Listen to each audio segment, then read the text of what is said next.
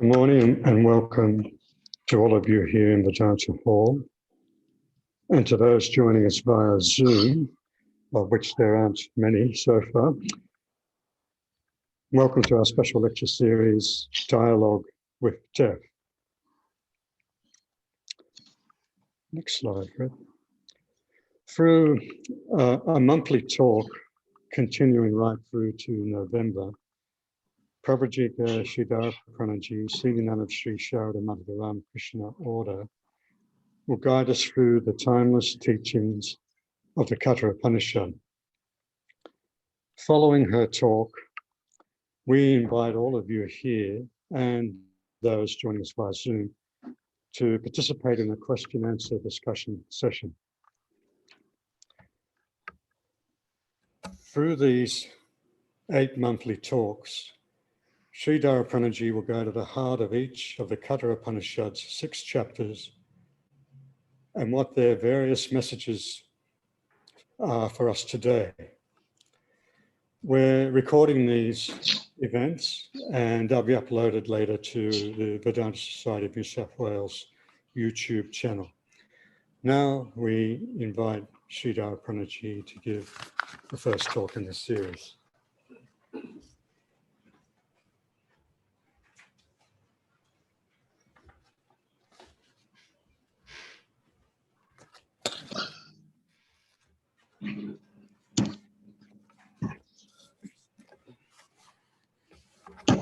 Nice to have the series after all the coronavirus crying, something different, something elevating. So I was also looking forward for it. When we have a sumptuous meal, or when we are about to have, we are given an appetizer, which increases our hunger for it. So here are some of the thoughts of Swami Vivekananda on the Upanishads, which will be like an appetizer for us. Swamiji says, the path of Upanishad is the pure path. There is no religion of fear in the Upanishads. It is one of love and it's one of knowledge. It is the only literature in the world where you will find the word abhi, fearless, used again and again. In no other scripture in the world is this adjective used either for God or for man. Swamiji says, the Upanishads are the great mine of strength. Therein lies enough strength to invigorate the whole world. The whole world can be vivified, made strong, energized through them. Freedom, physical freedom, mental freedom, spiritual freedom are the watchwords of the Upanishads. The first step in getting the strength is to uphold the Upanishads, the study of Upanishads. They are very vital for strengthening ourselves, to strengthen ourselves and believe I am the soul. Me, the sword cannot cut, nor the weapons pierce. Me, the fire cannot burn. Me, the air cannot dry. I am omnipotent and omniscient. Contemplating and pondering over these ideas indeed gives us tremendous strength.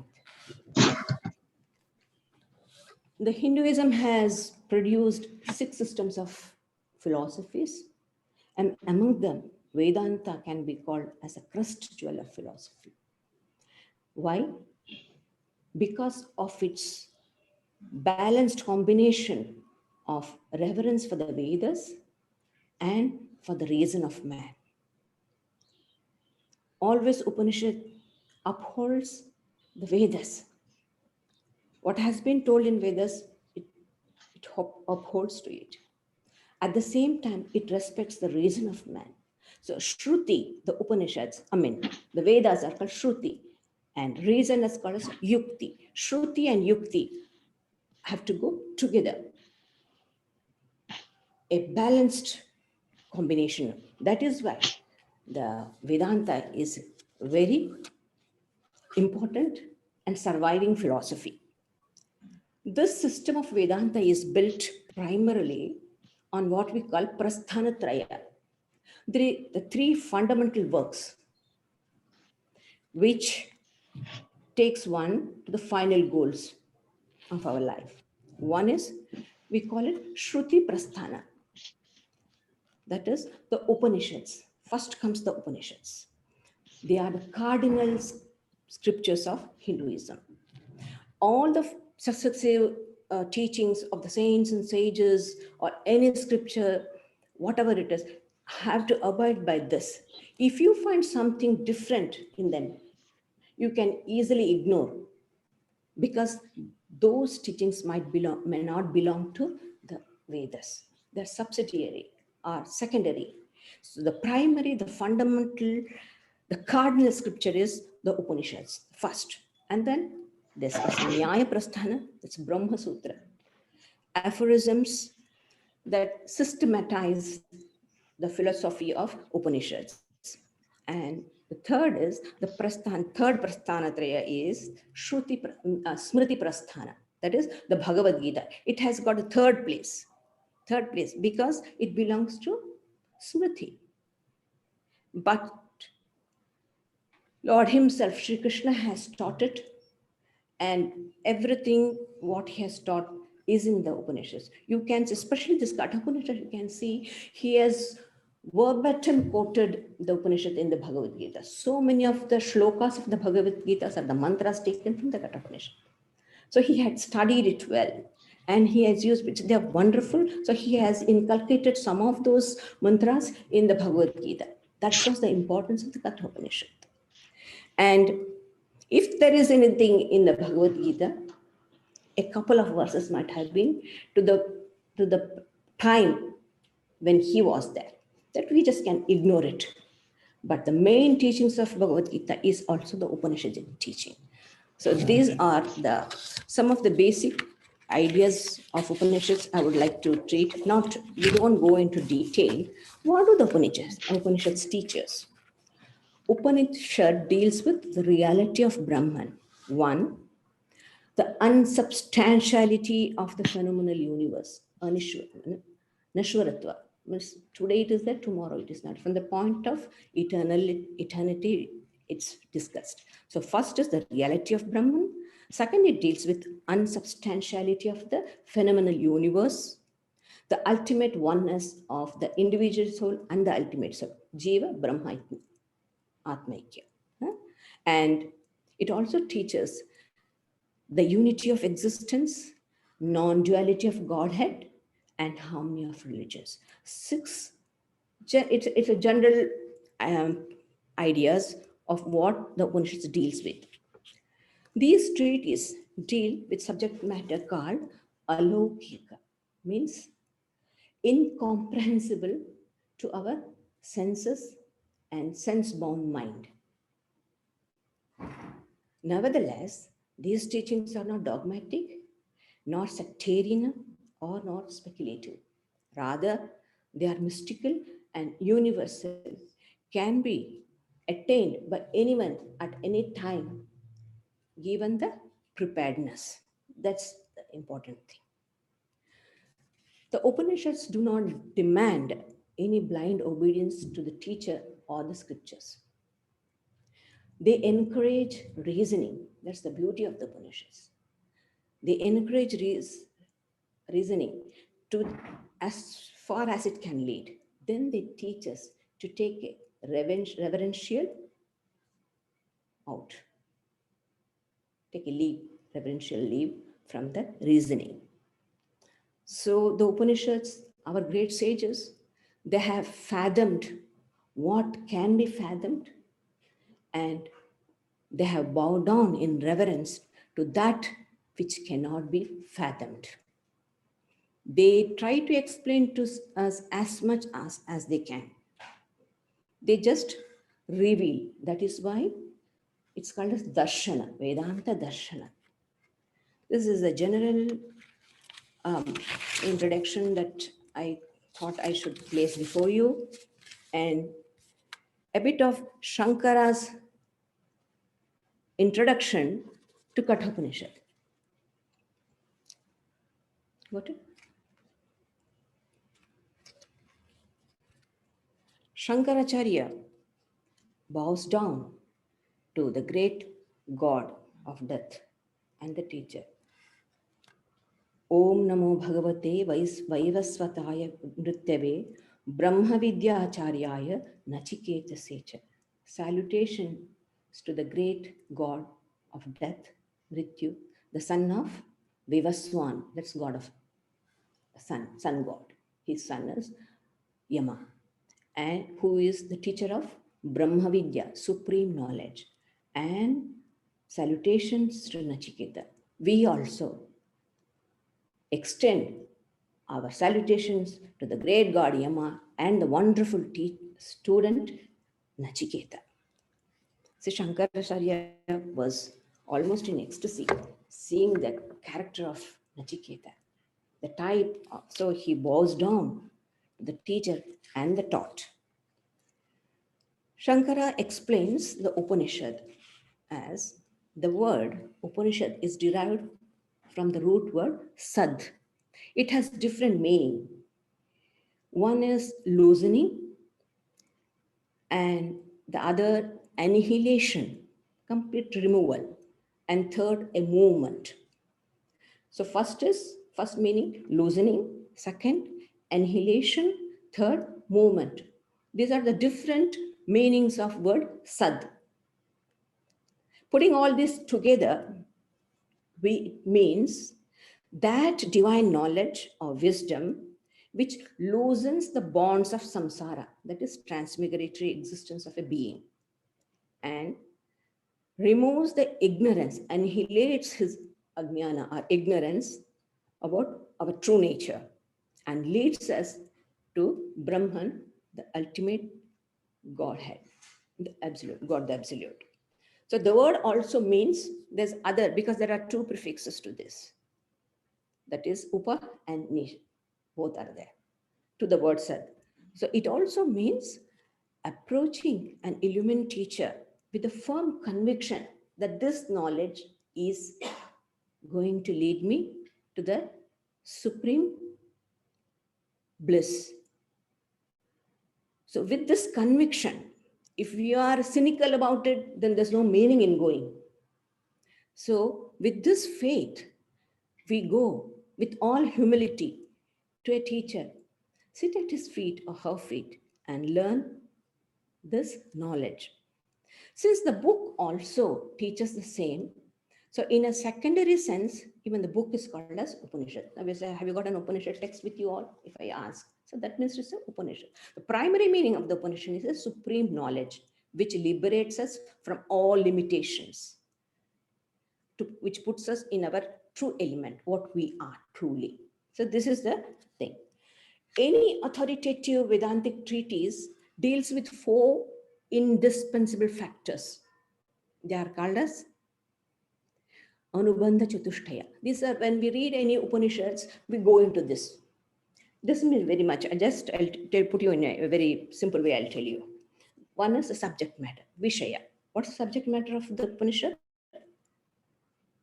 Brahma Jnana, the knowledge of Brahman, the supreme, the inmost self of all. It's the theme, the real nature of us and our destiny, ultimate destiny, our oneness with the supreme universal soul. Brahmatmaikya Jnana. Atman is we, the self within, and Brahman is the all-pervasive reality. The oneness of these two is the theme. And Sambandha, that is the precise relationship between the book and the subject matter. The book is the explainer, and the subject matter is the supreme reality. And the third is Adhikari. Who is competent?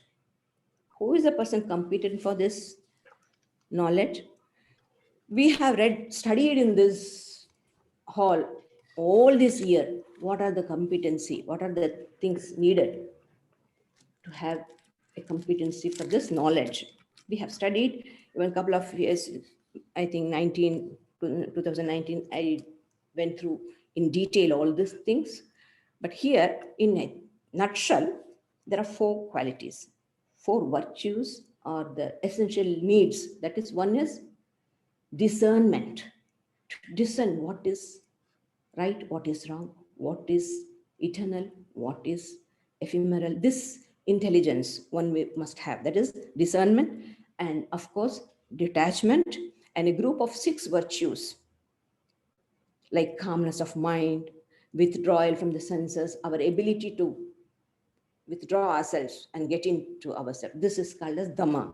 And then keeping our mind undisturbed under circumstances which can baffle us, and patient endurance of all the sufferings that are inevitable to the body and mind, and faith in the words of the scriptures and the teacher, that is called Shraddha, and above all, concentration, samadhana, constant meditation on reality, because it's very strenuous. So if we can have these virtues, it's very good. And above all, the desire for liberation. It should not be an inquisitiveness. Inquisitiveness will lead us nowhere. A sort of satisfaction we may have, but we will not get anything out. But there should be some real need. A need should be there. That's Mukshudha. Want to free myself. I should feel the bondage first, and then only the question of liberation comes. If I am happy with all my limitations, fine. There's no question at all. I need to feel the bondage. At the same time, I need to have the strength and work towards freeing myself from these limitations, from this bondage. We have to do it ourselves. No one will do it for us. So these are the essentials thing, and another one. So I told you the subject matter, the relationship of the book with the subject matter, the competency, and the 4th one is the utility. What's the utility of this knowledge? What am I going to gain from this knowledge? The scriptures never tell us something useless. Like, for example, if somebody says, I would like to know how many teeth the crow has. No use. At least at the most, your curiosity may be fulfilled, but it has nothing to do with you. It's not that sort of knowledge which the scriptures give. What scriptures is intimately connected with me. And what can be more interesting, more needful than this? Everyone, we are all concerned about ourselves, isn't it? So this is something pertaining to me. This is going to show me what? The supreme knowledge which will eradicate all my ignorance, all my suffering. Atyantika, immediate. The moment I know, I'm fully convinced, nothing can baffle me. Supposing I put my hand in the fire and burn it, anyone can tell me, whoever, they may tell, oh, no, fire is not hot. It is very cool.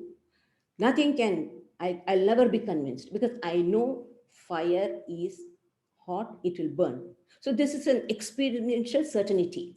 So that certainty comes to me. I will know it myself. I need not prove anybody. I know this is a fact with me, that I will never be bound by anything. And the sense of freedom, the sense of happiness, we feel it. It's a subjective experience. And all the ignorance is gone and infinite bliss is attained. This is what the Upanishads promises us. So the Katha Upanishad also deals with this, and Shankaracharya, every Upanishad has a Shanti mantra. This also has a Shanti mantra, which is all of us are familiar with this mantra called as, it is to induce a sort of tranquility, a creative tranquility within us, to make the mind receptive and knowledge-oriented, bereft of all negative thoughts, negative ideas. That is why we always chant a peace chant. It's Thus it is. Let me chant now. Om Sahana Vavatu Sahano Bhunaktu Sahaviryam Karavavahai Tejasvinavadhitamastu ma vidvishavahai. Om Shanti Shanti Shanti. Om. May Brahman protect us both, that is, the teacher and the taught. May Brahman nourish, that is, by bestowing upon us both the fruit of knowledge. May we both may obtain the energy to acquire knowledge, Tejasvi, energy. May we both study, reveal the truth. May we cherish no ill feeling towards each other. Om, peace, peace, peace. This is the peace chant of this Upanishad.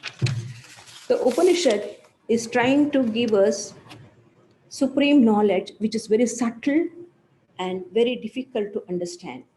So it imparts this knowledge through a story, akyahika, what we call a story. The story goes that a certain sage by name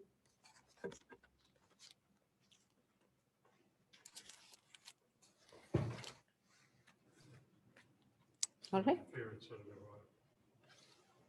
don't worry.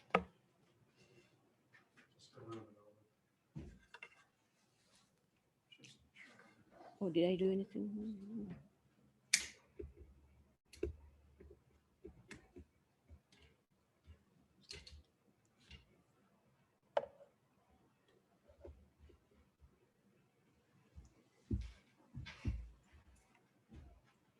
Okay.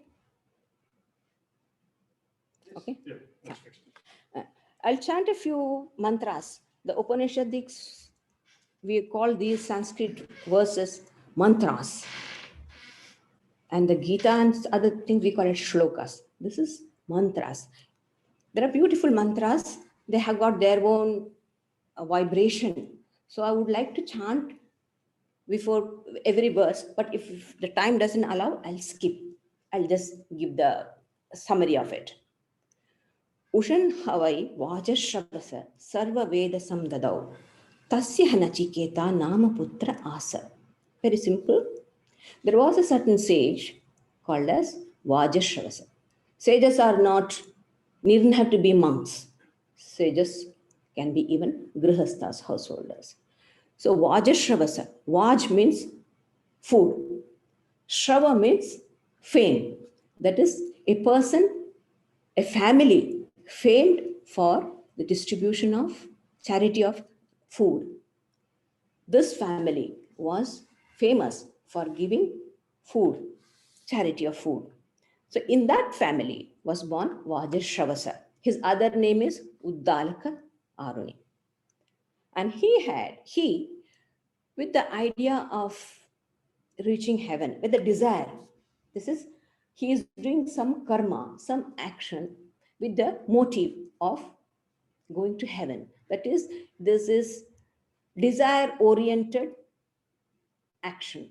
So we know if we do any action with desire, it is bound to give us result, provided you do it perfectly. And he had, in this sacrifice, he was supposed to give all his wealth in charity. You see, the scriptures have a very good way of getting things from me. We come to this world, we grab everything, with clenched fist, we want to take away. But nature, of course, does. The scriptures also do. How? They tell you give in charity, you will enjoy a lot of joy and happiness in the heaven. So, for the desire of a lot of happiness, eternal happiness, man thinks of giving. There's a very a saying in Tamil, dharmam talaikakkum. If you do charity, that charity will protect. That is, you are doing the charity with the intention that it will give you back. It will come back to you. So this is the idea of this Vajrashravasa undertaking this big sacrifice called Vishwajit. The very name says he wants to conquer the whole world. So he does the sacrifice, and he had a son by name Nachiketa. That's just Tamha Kumaram Santam Dakshinasu Niyamanasu Shraddha Vivesha Somanyata Pitodaka Jagdhatrana Dugdadoha Nirindriyaha Anandanamate Loka Astam Sagachati Tadadat. He says, when a lot of priests are involved in the sacrifice, and when the sacrifice is finished, they help the owner of the sacrifice, Yajman, we say. So when he finishes, all those who have participated or helped him into this ritual, they have to be rewarded. They have to be given gifts. So the gifts were brought. In olden days in India, that being a tropical country, agriculture and dairy farming was the main occupation. So the wealth was cattle. Cattle were the wealth. So depending upon how many lakhs of cattle you have, so rich you will be estimated as. So when the cattle have to be given as the charity, in Dakshina, so they were brought. And Nachiketa saw this. And at that time, the scripture says, the faith, the Shraddha entered in him. So there were so many children were there. This Vajrashravasa had many disciples and children, everyone. They all were participating. None questioned. This boy saw, immediately understood, what's wrong? Something is wrong here. How? He saw the father is giving away all unwanted cows. Pitodaka, those who have drunk water, they will never drink anymore. There's such old cows. And Jagdhatrana, the commentator is very smart. Shankara is sometimes he's really naughty, the way he describes. They have eaten the grass, means forever, no more they will eat grass. And they have dugdha doha, they have given the milk. That means they will never give any milk and they will never calve. Such type of horrible, all cows which are supposed to go for the slaughterhouse. So, less job for him. He can give it as charity for the Brahmanas and they will look after that. So he didn't have to worry. So this sort of calculative man he was. And the son saw this.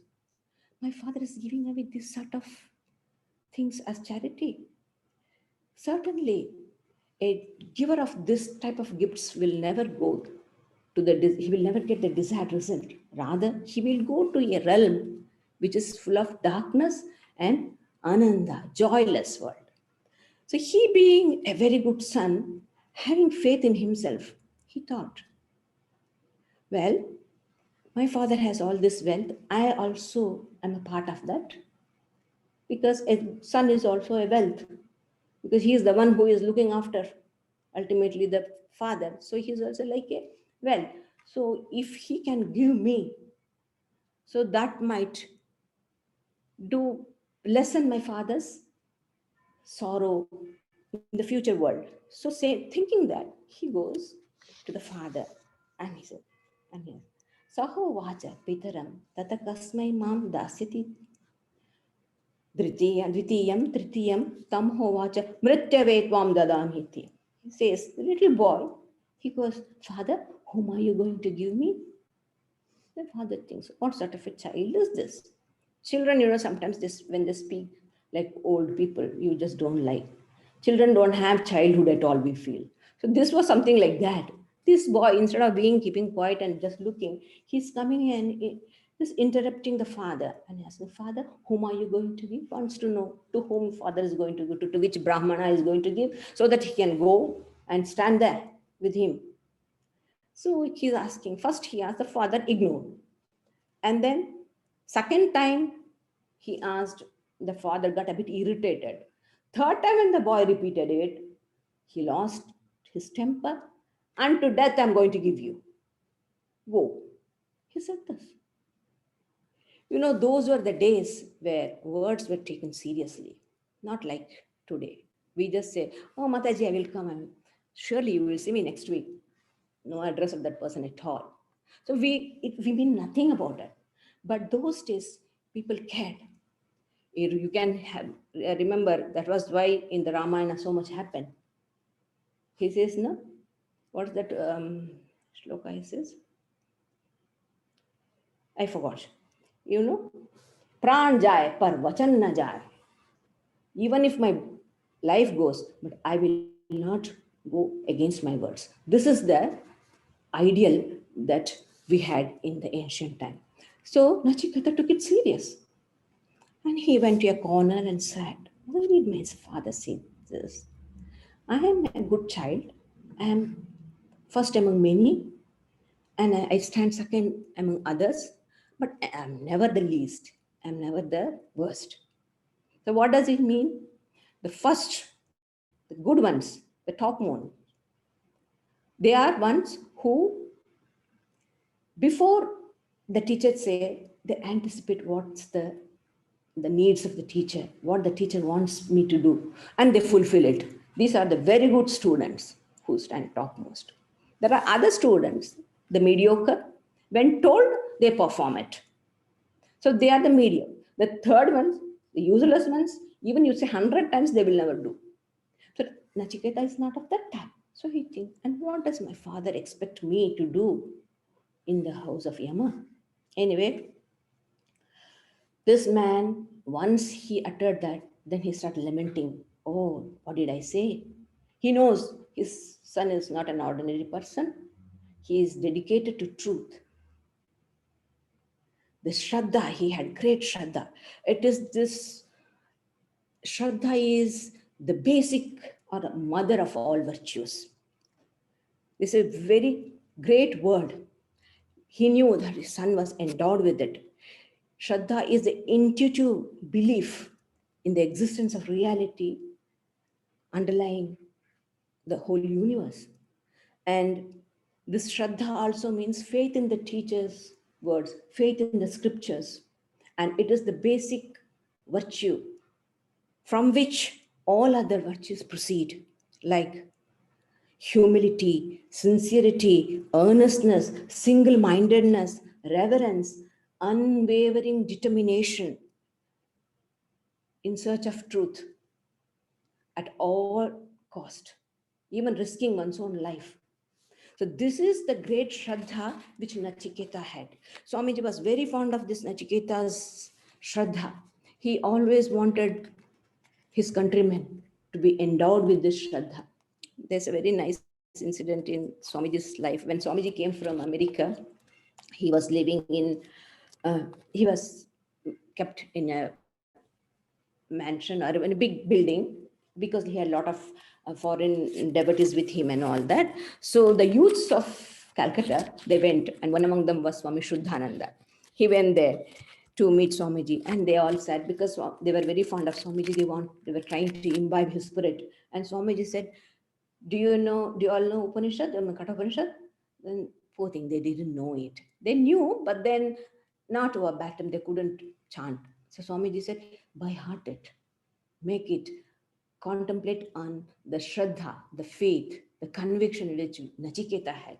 Such strong conviction that in search of truth, he is ready to go into the abode of death. So that is the Shraddha Swamiji wanted each spiritual aspirant to have. So that is why in our Mat mission, the first thing is we get by hearted these Upanishads. This, especially the Katha Upanishad. Of course, all the Upanishads, it's all because Upanishads themselves have such a wonderful vibrations. When you chant, it elevates the mind.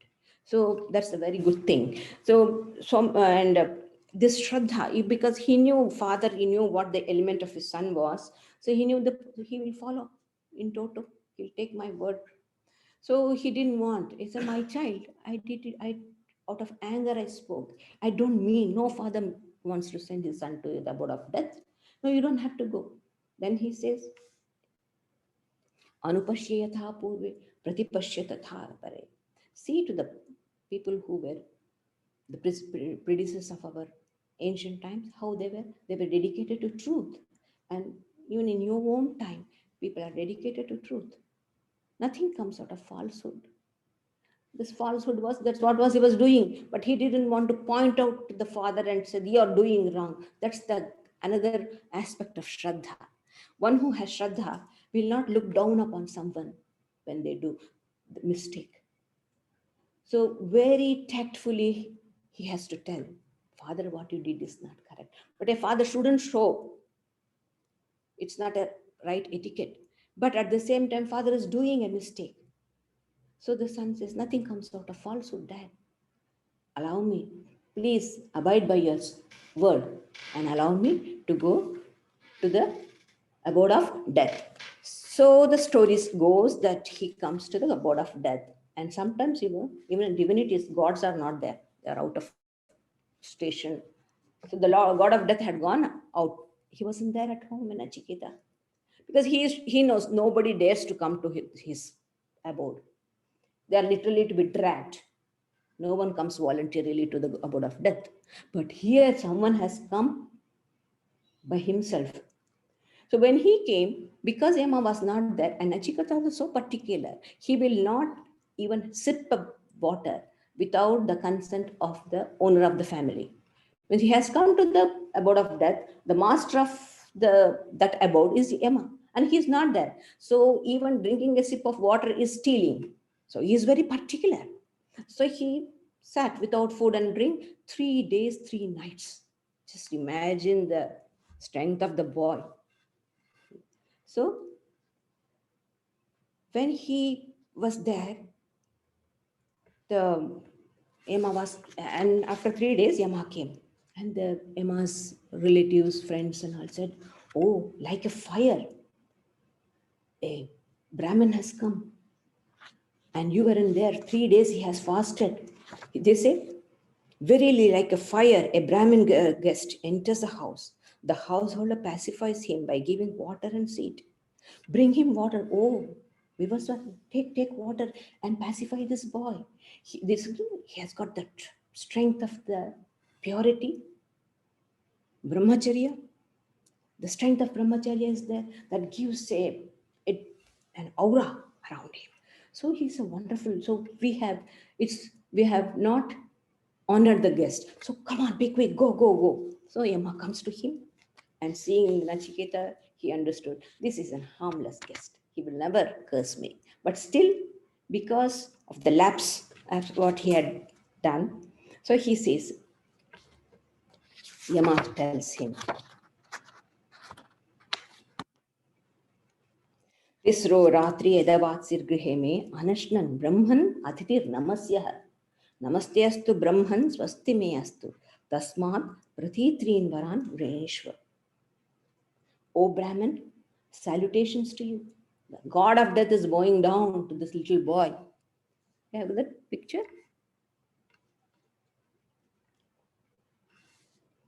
Salutations to you, O Brahman. You are a venerable guest, and you have dwelt in my abode 3 days without food and drink. So choose 3 boons and let everything be well with me. That's also important. Do not curse me, though he knew that he won't. But he says, that's the greatness of great people. They understand their limitations, they understand their wrong. They will never justify their falsehood. So Yama pleads him and he says, ask 3 boons for the 3 nights.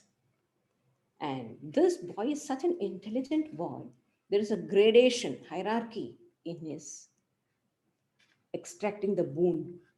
First of all, you see, if everything is happy in this world with us, then we think of something. The natural tendency of we humans are first we want here and now the happiness and well-being of our family, kith and kin. This is what is important. If I'm not happier, I cannot guarantee what in the other world, how I will be, I do not know. So first and foremost is this world. Nachiketa is very much aware of it. And then he thinks of other. And later on, he will evaluate. Anyway, that's not right now it's his concern. Now he has 3 boons in his hand, like a little child, full of love for his father. He knew the father was very angrily, he had told him, unto death I will give you. So he took it for granted that his father was very angry with him because of his misbehavior.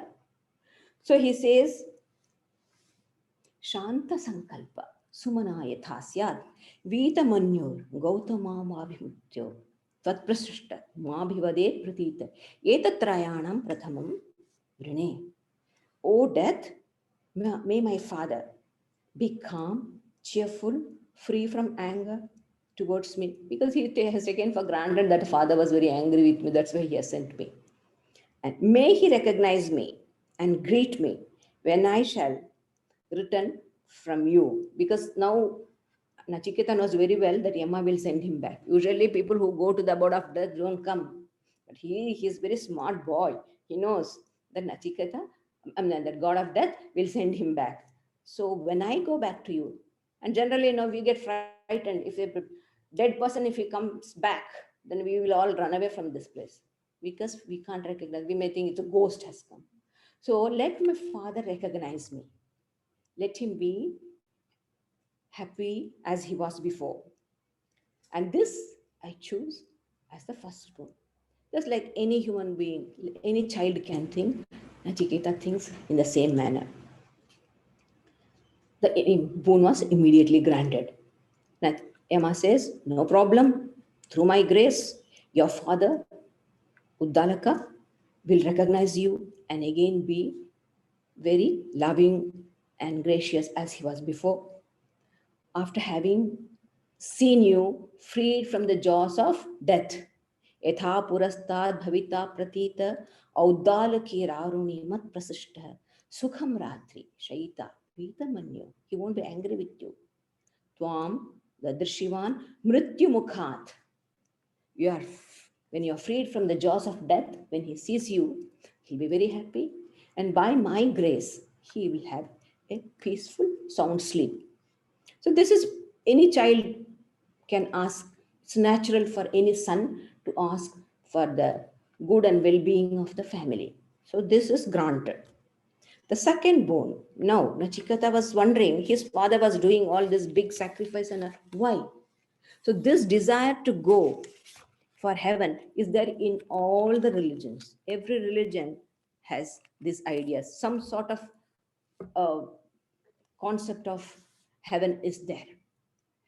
So even in Hinduism also, it is there. The Vedas are full of it. They say, you do this, you will attain this. This is the result of this action. You will get it.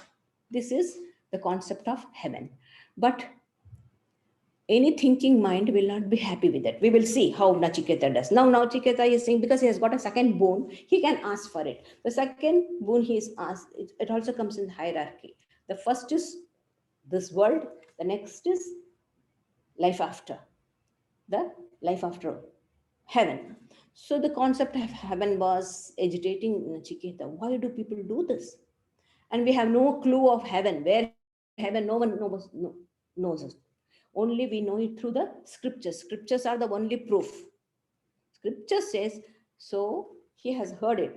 So he says, Swarge lokena bhayam kincha nasti, na tatratvam, na jaraya bhibeti, ubhe tirtva ashanaya pipase. I don't think I'll be able to finish it at this rate. Can I? No, I don't think. So anyway, so he says, in this heaven, I have heard that people are not afraid. They are fearless. And you, the death, are not there. And there's no fear of old age. Old age is a very frightful thing. It just is behind the mind, always it will be there. And leaving behind hunger and thirst, people rejoice. Don't ask me what sort of joy it is, one who cannot eat and drink. But the scripture says it, so we will take it for granted. Okay. So the immortals are happy there. So please tell me, I'm a boy endowed with faith. I believe that there is something called as heaven and people work for it. And so many people are working for it towards the heaven. So that there must be something like that. I would like to know. And then, the picture of the sacrifice. Yeah. Then he started telling him what heaven is like, what sort of things have to be done. The heaven what Yama is preaching is not the heaven what the myths, mythology teaches, where an Indra and the dancing girls are there, or not that sort of. Here, this is something, what do you call, higher worlds, where you can have live for a long time and subtle enjoyments are there. What do you call, sublime enjoyments will be there. That sort of. And the ultimate, there are in Hinduism, we have got 7 heavens, 7 hells. In the middle is the earth. So 7 heavens, the different regions, different state of consciousness you reach, you enjoy certain um, felicities. So the ultimate being the Brahmaloka. Brahmaloka. So that is the first evolute. It is Prathama. So it's the cosmic person, you can call it. But in the Gita, Sri Krishna says, Abrahma bhuvana loka punaravartino Arjuna. So all these are, you go to all the 7 heavens, go till Brahma's, Satyaloka you can go. But everything, one day or other day, you have to come back. As long as your merits are there, you may. And then you have to come back. Come back where? Back to earth. This is the only place where you can work out your salvation. So all this work, these worlds are limited. They might have some sort of things in them, that's okay, but it is not the ultimate. Any thinking mind will not rejoice in it. So, but since Nachiketa was interested in knowing, Yama taught him how to ignite the sacrifice, how to perform it, what sort of altar has to be made. You see, in those days, in the Vedic time, we never had temples. Temples came with Buddhism. Buddhism brought temples. Not before that. Every house in India had a fire. It's when the householder gets married, he's given a fire. Garahasta Agni. They light it. They will see that it is never put off. They keep constantly putting fuel and they keep it alive. All the worship was given to it. A simple altar, that's all. All the temples and all these things came later on. It is all post-Buddhistic. And Nachiketa, being such a wonderful boy, he immediately grasped what Yama said and he repeated verbatim to him. And Yama was very happy. Such a wonderful student. Anyway, when we see a nice, bright student, we give more. We give more information. We try to give them more knowledge. This is generally, any professor would feel happy when he sees a wonderful student coming to him. They impart more knowledge. So Yama was very happy. He gave him, and he said, this sacrifice henceforth will be called by your name. The fire sacrifice, it was just a name of fire sacrifice, Agni. But now on it became Nachiketa sacrifice, Nachiketa Agni. And there's a process. Education starts with father, mother, and the teacher.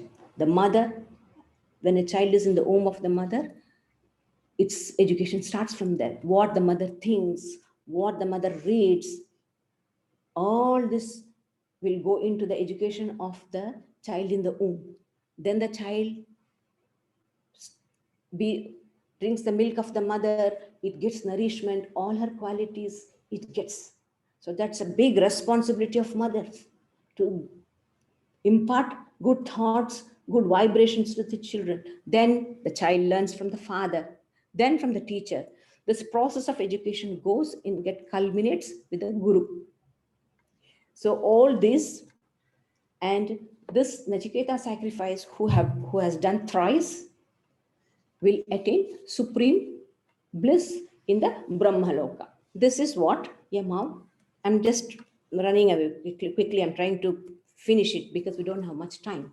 So this is in gist was the sacrifice, the second boon which Yama told him. Yama was very happy because till now Nachiketa is just in the hands of Yama. He has not gone out. He's not sneaking out. The third boon which Nachiketa asked is like a bombshell.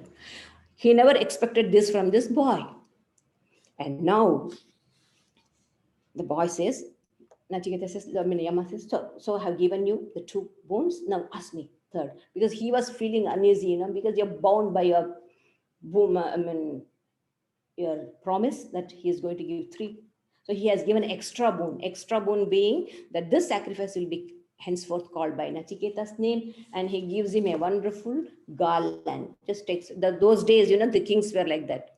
If they are very happy, you bring some good information, or they're happy with you, they will take a garland from their neck and put it to you. So that's how the kings those days in India they used to do. So Yama also here gives, and there are different interpretations for the mala, but let's think that he gave him a wonderful, beautiful uh, garland consisting of beautiful pearls. That's it. Little boy will be happy with the gifts, so he gave him. Now the boy is in his real element. Yeyam prete vichikitsa manushye astityeke nayam astiti chaike. Etadvidya manushishastva vayaham varanamesha varastritiyah.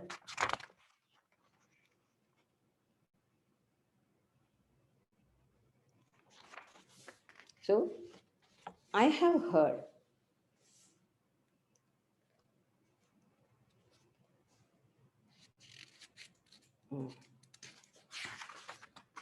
yeah. Nachiketa, there is this doubt that a man, when he is dead, some say that he exists and others he does not. This I would like to know, taught by you. This is my third womb. Emma was shocked. What is he asking? But Emma thought maybe this boy is tutored. Somebody has tutored him and sent him. You're going to the god of death. Ask the secrets of death. So they must have tutored him. So let me see. I will not give him. He is jealously guarding that knowledge. So he says, oh, you want to know about life after death? Goodness. Even the gods are doubtful about it. Even gods cannot understand. And the subject matter is very subtle, not easy to understand. Choose another boon instead of this. You see, you're wasting your boon. What's the point of you knowing whether it's life after death or whether this is something surviving after death? What's the point of knowing? You are a small boy. You will not understand. Rather, you are something which is of some use to you. Be practical in what you're asking. Practical. That's a very big word. So if it brings dollar, that's practical. If it doesn't, no, it's not. It's impractical. So that's why Yama is asking him to be practical and ask something which will be of some use to you. What's the point of asking this? Just go. Ask something else. But Nachiketa points him. Devairatrabe vichikitsam khila. Twamcha mrityo yenna sugneya matha. Vakta tvadraganyo na anyo na labhya. So he says, you say that gods have doubt about this and that it's very hard to understand. Who else can impart me than you? You are the right person. So this is what I want to. No, I'm not going to ask. I want this itself. Because you are the best person. If you want to know the secrets of death, you need to go to the death and ask. Isn't it? That's the practical way of asking. Others, the scriptures can't tell. The pandits cannot tell. It's only you who can tell. So this is the thing I want to ask. Then he says, oh, let me tempt him. Is he very keen about knowing? He really wants it? So then he will think of giving him. So before that, he has to go through the fire ordeal. So he says, ask for sons and grandsons who can live for 100 years. Ask for gold and cattle and horses and elephants. Ask a vast domain on the earth. But ask as many. If you say, oh, what is the point of 100 years son and 100 years grandsons living, whereas I myself have to get out of this world, what's the use then? If you say that, okay, you can live for a long time, as long as you like. Just imagine how big great the boon is he wants to give. Etatulyamedi manyase varam vrishva vittam chirajeevahankam cha mahabhumau nachiketasthamedhi kamanam tvam kamabhajam karomi. If you think something equal to this, ask that also. I might not know, you might know better. Ask me, what do you want? Everything I'm ready to give. And then he says, that's not enough. This boy cannot be convinced. So practically as if he's showing, he's saying, see all these.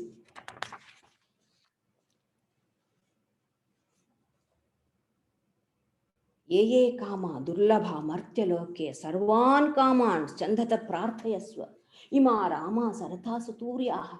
Look at these damsels, these fair maidens on the chariot. So beautiful they are. Such of these are not available for the mortals, ordinary mortals. Go, take them, I give them, go enjoy. Get them served. Let them serve you, go, have it. So as if he's showing right in front, because we might hear, that is why, in the radios, if you get an advertisement, it's not so impressive. But when you see on the television, it's impressive because you see things, then you get attracted. So here, after saying all that, yeah, Nachiketa is not so much impressed. So he's showing as if these maidens, come on, have it, have them, go enjoy. So he is giving the highest enjoyments that human being can think of. And a discerning mind, that is like of Nachiketa.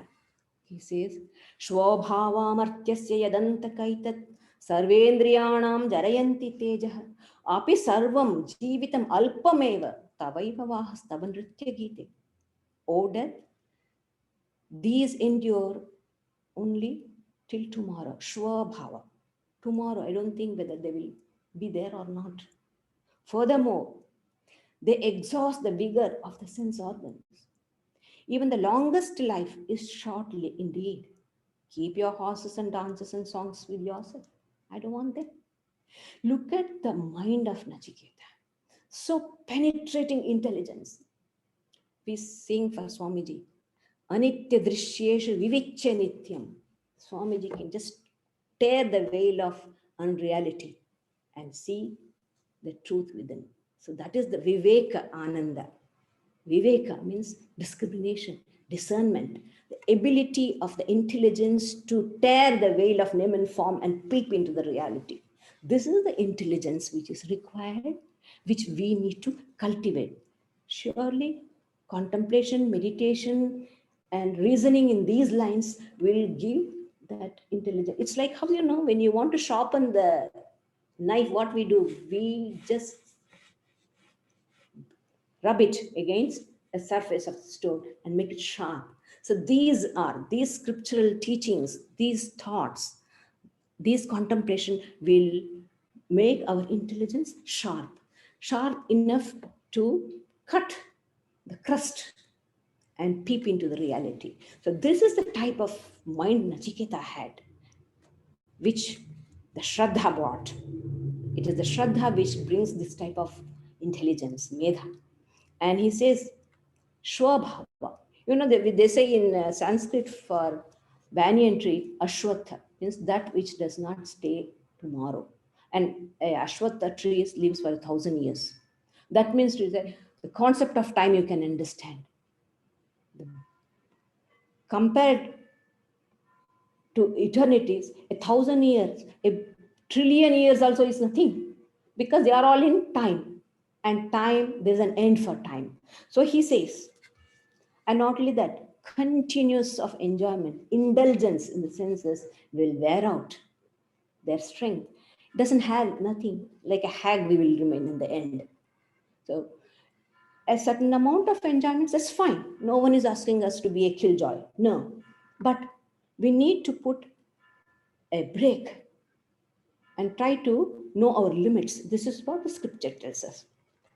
And he says, Navittena tarpaniyo manushyo lapsyamahe vittam adrakshma chetva jivishyamo yavadishishasitvam varastu me varaniya sayevaha.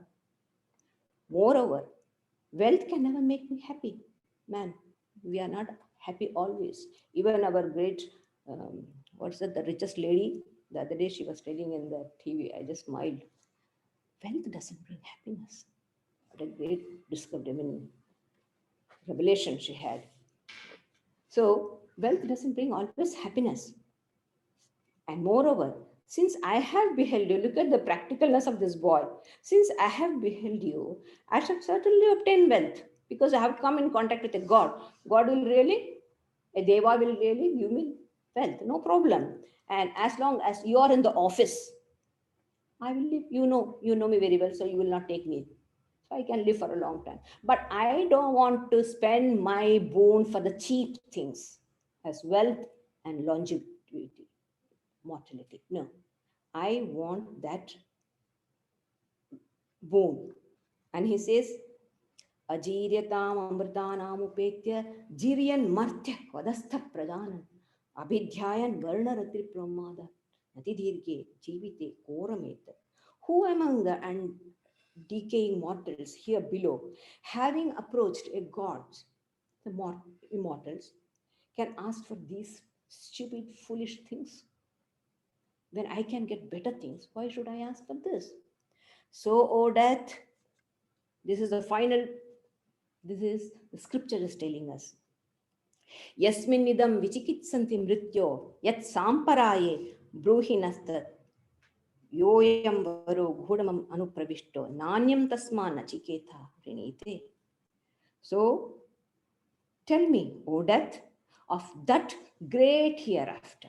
Samparaya means life after. Na samparaya means great. Samparaya is life after, something hereafter. So, Mahati Samparaya, the great hereafter. Tell me, which even the gods have those doubts. You tell me that this Nachiketa will surely not choose any other boon other than this. In this small statement, then Shruti says, this is the ultimate. Now it's up to you to honor your promise. This is what I want, and I will not ask for anything. Keep all those things for yourself, and if you are going to abide by your promise, give me this knowledge. So, with this, the first chapter of this wonderful Upanishad ends.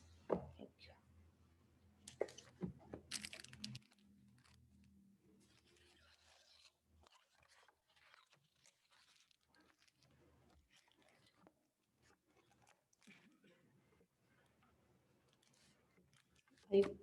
Should I come down? We'll have A discussion? there's some time now for questions, answers, discussion. And that's just a preview of what's coming up in the second talk on the 9th of May. You want me to stand You over? can stay there. Okay. Yeah.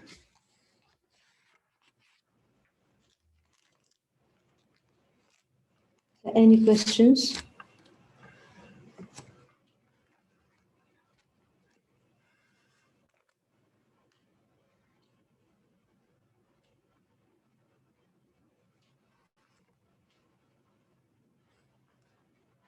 Yeah, good. Did Nachiketa actually ask his father to give him away because he felt he was useless, or what? No, never. He knew his value.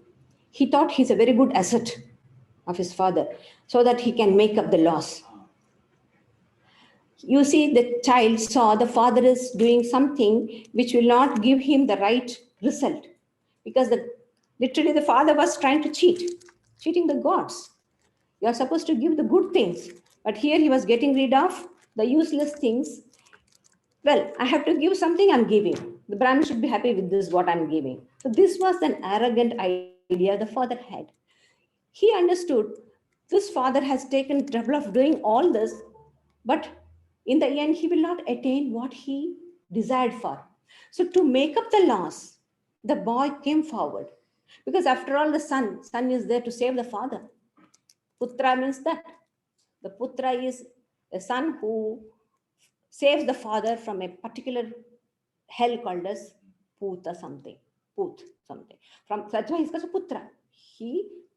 So as a son, it is his bounden duty, he felt his duty bound to save his father without insulting him. That's why very tactfully he went and said, Father, to whom are you going to give me? So that's how he asked. Not that he never thought, never for a minute Nachiketa underestimated himself. He says, I am bahunamemi pratamo. I am best among many. Among many I stand first. And among many I stand second. But never the low. So this is the Shraddha he had. He was endowed with. We understand the worth, our own worth we should be aware of. This psychophysical organism has such a wonderful thing. Are we ordinary? In this body we can realize supreme. That's the beauty of this human body. With this limited sense organs and sense and this mind, we are trying to grasp the infinite, which can be done. The Bhagavata speaks. Yeah, it says this is the beauty of this body, that one can attain unlimited, infinite through this finite body and mind. How? Usually we say finite can never understand infinite. But here, the finite things loses its finiteness. The mind loses its mindness. No mind. The mind becomes so pure. Sri Ramakrishna says, Shuddha Buddhi, Shuddhaman, Shuddhatma, one and there the mind is limited because it consists of only limited things, finite things. When the same mind, when it thinks of higher things, it expands. And its transparency becomes so clear that it just radiates. The awareness percolates. It just goes in. So it becomes infinite. Their mind loses its mindness. Finiteness loses its finiteness. Yeah, any? Are there anybody in the Zoom? No. Would anyone ask the questions? Okay, that's fine. So that's all. That's good. Nothing much, of course. No much philosophy or anything is there. It's a simple story. There's nothing much to think and ask questions. Because we all have endowed with some sort of faith. We are not cynicals. We are not skeptic. So naturally, there is not many questions. Well, Yeah? okay. Yes, please. I don't want to bother you. No. Well, if it is a story, let me say, now we are thinking of our own salvation using the path given by Vedanta. And Vedanta is borrowing things from Upanishads. And Vedanta and Upanishads are one and the same. It has no but borrowing. not all. It's taking some part. Vedanta is Upanishad. Upanishad is Vedanta because the Upanishads comes at the end of the Vedas. The end portion of the I mean to say Vedantic philosophy is completely, it is Upanishadic. Upanishad, but it doesn't take much of the help from the stories. The stories are just given just to drive in the abstract ideas. Yes. So therefore, the question of heaven, question of God and goddesses, including Yama. So are they real or the story? See, they are real as far as you believe it to be real. See, as long as death is there, fear is there, we need a God. We don't need to have No. No. As long as death is there, the fear is always there. It is under him we take refuge. If it is there is a supreme being, he takes care of everything. God. You see, in the Vedanta, God means those, in Vedanta, gods are like offices, which are, it's a portfolios given for military. Okay? And here is education department, Saraswati. Here is human resources, Indra. And here is Kubera, wealth, or what do you call our finance. So these are the different departments to undertake the working, the smooth functioning of the government. So just like how a prime minister appoints, so these gods are appointed. So Yama, the god of death, is a person who was first pure. Yama, as his name, Yama means who is established in the virtues. So the first person to die and go to the heaven was Yama. And he became, because of his truthfulness, he was appointed over destinies of all the people. This is the story of Yama. This is, you can call it as a office or certain powers working behind the universe, and you can give a tangible form for that. Actually, Deva means that. It's the subtle powers, those powers which are functioning in the universe. You give a form to it and call it as a Yama. That's it. So death is there. That means to say Yama is there. So death is coming to your body. Means, for example, when I get a cancer, if I get a cancer, that means to say, I say death is knocking at my door. It might not be a black person with sitting on a buffalo and coming. No, but death is knocking at my door means unreality of my body, insubstantiality of this world is working on me. This is called as Yama. This is for stories. For story's sake, it has been made it like that. That's right. Just to drive. I mean to say. Yeah. It's a story just to make us somehow to understand. Something which is infinite, which is beyond my understanding. It helps me to understand. Yeah. That is what I'm trying to say. Yeah. See, all the abstract ideas, trying to, so they give a form, a name and a form, a board. Well, the other thing I see in this story, it's Yeah. like there's a bit of a almost social commentary there, that, or a warning that as you get older, I mean, I'm looking at the father, that's something that can happen. Some people could fall into the trap when they get older, they become more calculating, they tighten up, Yeah. they become selfish, unthinking. That's a warning. And Nachiketa is that youthful, idealistic energy. He's like the embodiment of this. True. Yeah. That youth at its best. It's fresh and it's open. It's open, yeah. And it's big-hearted. Youth hasn't been narrowed down by life. Yeah. Whereas the father, it's showing his father, unfortunately, has been, life has narrowed his outlook. Yeah. And that's a warning to us. Yeah, because maybe the father had not thought in this deep way as how Nachiketa has. See, everyone comes with their own dispositions. Shraddha. So that's what Sri Krishna says, Yoya Shraddha Sayevasa. Endowed with what sort of Shraddha.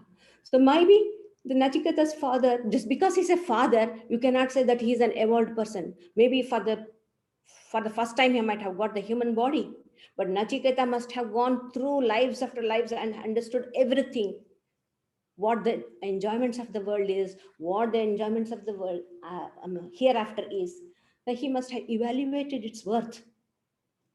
To get this type of understanding in such a young age, that means to say the inner content of Nachiketa, we have, life after life we go through.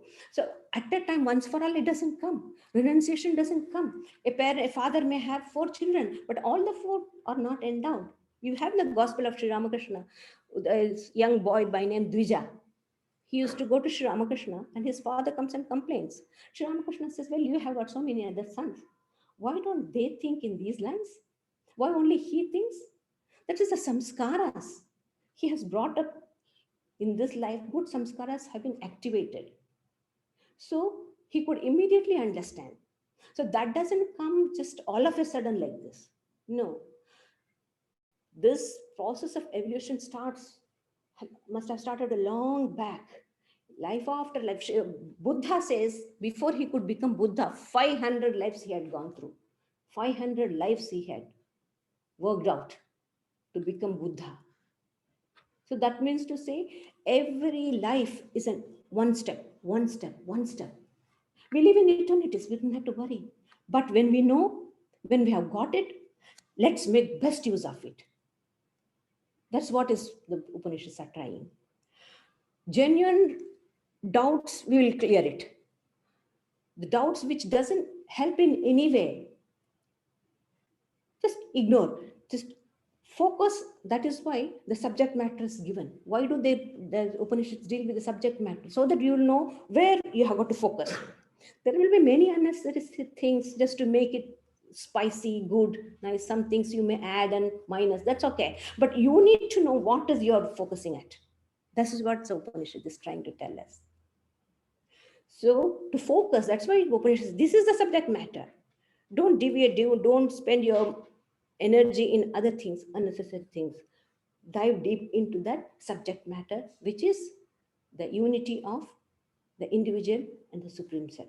That's what it deals with. That's what the four things I told you, the four indispensable factors which are discussed in every treaty.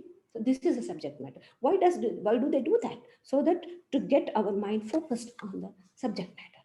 That is why. Any more questions?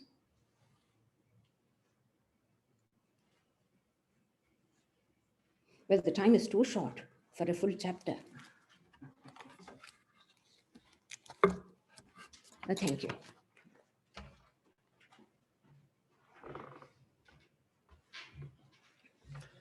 Just a few announcements. We have, this afternoon, we have the monthly book club meeting from 3:30 to 6 p.m. And so there'll be discussion led by Pravrajika Pranaji. There's some silent meditation and afternoon tea. You're always most welcome to attend that. The yoga class recommences this week after the school holidays. So that's on Thursday from 10 to 11:15 a.m. Next Friday night, we have the fortnightly spiritual evening discussion, again led by Gayatri Pranaji. Next Sunday, we have a celebration of Sri Rama's birthday, and there'll be talks by Dr. Arushi Singh and Gayatri Pranaji, and you're invited as usual to bring some sweets or savories to offer. And we will keep you informed about everything else coming up soon. So thanks for coming today, and thanks to those who will view this later on YouTube. Thanks for your interest. And we have donation plate there, donation box up the back.